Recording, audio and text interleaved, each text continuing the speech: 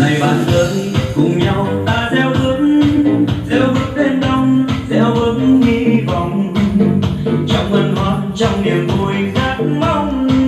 Chân bước theo chân, ta cùng nhau theo bước Giáng sinh.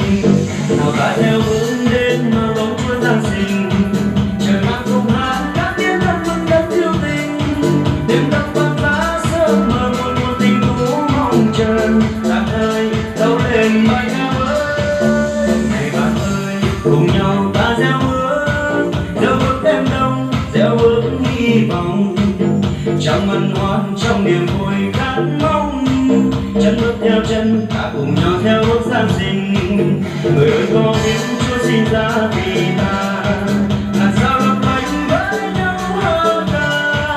Nhanh chân ta đến tốt thờ tình đèn Chúa đã hiện giờ, bình an gieo khắp thế gian.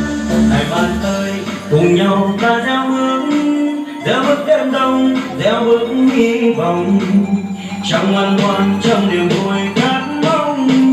Chân bước theo chân, ta cùng nhau gieo bước Giáng sinh.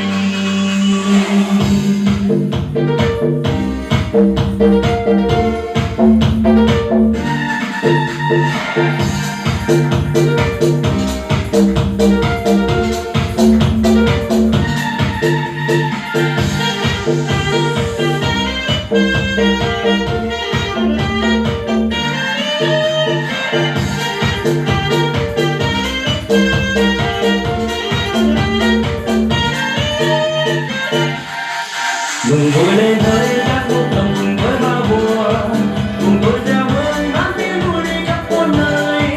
Mỗi ai trong tay chúng tớ bằng yêu thương nhân thế suốt trần, sớm thôi trần gian tối đất. Này bạn ơi, cùng nhau ta gieo bước đêm đông, gieo bước hy vọng, trong hân hoan, trong niềm vui khát mong. Chân bước theo chân, ta cùng nhau theo bước Giáng sinh. Đời còn chẳng có chi hơn là niềm tin son sánh sáng bay qua, vẫn dâng lên Chúa thắm tình giờ giờ ta hiến dâng mình dâng lên đời con Chúa ơi.